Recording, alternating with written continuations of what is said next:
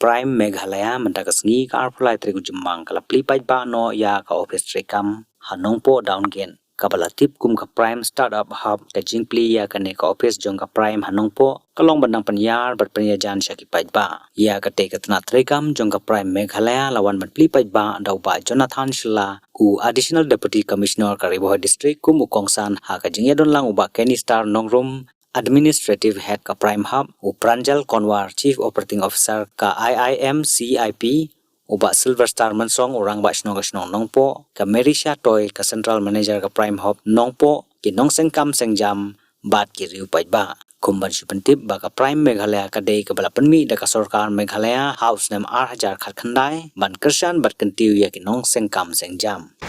nagwa ban ong yepi kinai kinong song pori boy ini isapla juga terang dan lagi kamu jauh gini ke kapuk share lagi kumbala ongi kom aiba gini office Prime dan long pun kaya juga kebala pun urlong iki jing anggap juga nama berpitik ni baru mata kira it's a fact bah agak state juga ilani anywhere else kaswarkan kamla ban aikam ya baru kisah juga. No matter what your qualification, give them the capacity the government jungi man aikam the people. That is why in such a situation, we don't walk around the Prime. Kaban yarap man pen ilti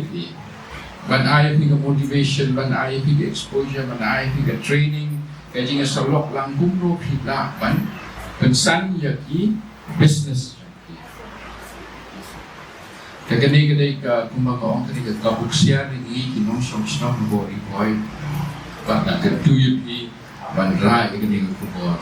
syaki parlok jupi pakin wan yaship antalang but one pan share the ideas to be na try Prime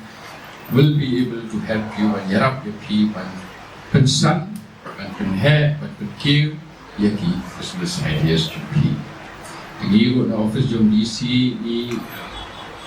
ilon sinda chuki ilon gino nila menyerap epi deploy menyerap epi maybe entrepreneurs barong as you skill you can research and I'm very happy to finally hear and see for the first time.